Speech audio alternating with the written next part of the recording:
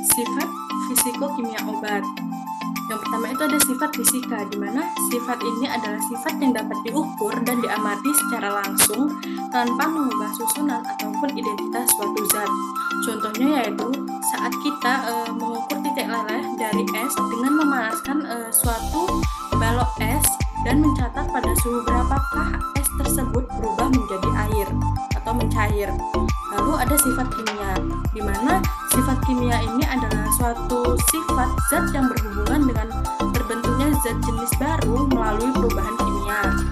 Nah, contohnya itu adalah sifat kimia zat itu seperti berkarat, lalu seperti kertas yang terbakar menjadi abu dan keluar asap. Sifat fisikokimia ini menggambarkan karakteristik suatu obat dalam lingkungan air maupun lipid yang membantu menentukan kemampuan obat berpenetrasi, menembus barier, dan mencapai reseptor di seluruh tubuh. Sifat fisikokimia obat ini ditentukan oleh jumlah, macam, dan juga suasana atom molekul obat. Sifat fisikokimia ini merupakan dasar untuk menjelaskan aktivitas biologis obat karena sifat fisikokimia obat ini memegang peranan penting dalam pengangkutan obat untuk mencapai reseptor. Lalu sifat fisikokimia obat ini hanya untuk obat yang mempunyai struktur dengan kekhasan yang tinggi yang dapat berinteraksi dengan reseptor biologis. Lalu ada parameter dari sifat fisikokimia obat. Yang pertama ada kelarutan. Larutan ini merupakan parameter penting bagi suatu obat dalam mencapai konsentrasi yang dibutuhkan untuk menghasilkan respon yang farmakologi. Yang kedua ada ukuran partikel. Ukuran partikel ini dapat mempengaruhi kelarutan obat dan juga laju disolusi obat. Yang ketiga ada polimorfisme, di mana obat ada dalam berbagai bentuk kristal dan dapat mengubah kelarutan obat tersebut. Selain itu, stabilitas dari setiap bentuk kristal ini penting karena obat memiliki lebih dari satu bentuk fisik. Yang keempat ada hygroskopisitas. Hygroskopisitas ini dapat mempengaruhi struktur fisik serta stabilitas produk. Yang kelima ada koefisien partisi, di mana mungkin memberikan beberapa indikasi afinitas relatif dari obat pada minyak dan juga air. Dan yang keenam itu ada stabilitas. Profil stabilitas obat sering dipengaruhi oleh pH.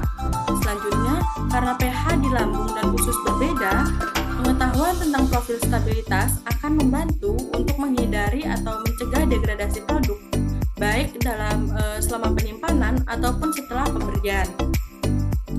Nah, kali ini saya akan menjelaskan atau hal penting yang saya jelaskan itu mengenai sifat fisikokimia dari obat prednisolon, di mana struktur kimianya dapat kita lihat pada seperti gambar dengan rumus kimia C21H26H28O5.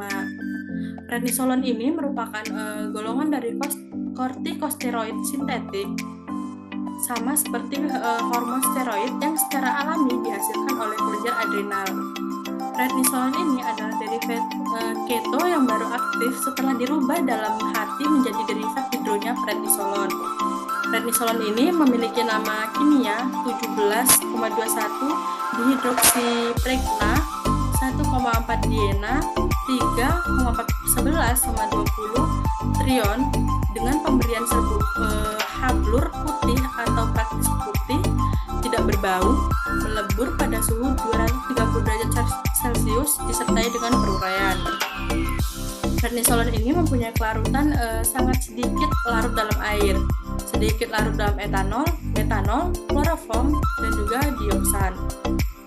Koefisien partisi dari prednisolon itu kurang lebih 70 dengan oktanol ataupun air dan tidak mengalami ionisasi. Reaksi eliminasi terjadi karena pengaruh panas pada ester berlangsung secara cepat.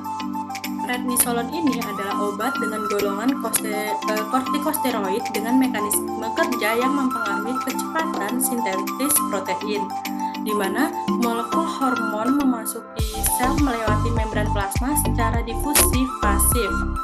Hanya di jaringan target hormon ini bereaksi dengan reseptor protein yang spesifik dalam sitoplasma sel dan membentuk kompleks reseptor steroid. Kompleks ini akan mengalami perubahan menuju nukleus dan berikatan dengan kromatin. Nah, ikatan ini akan menstimulasi transkripsi RNA dan sintesis protein spesifik. Induksi sintesis protein ini yang akan menghasilkan efek fisiologis dari steroid tersebut.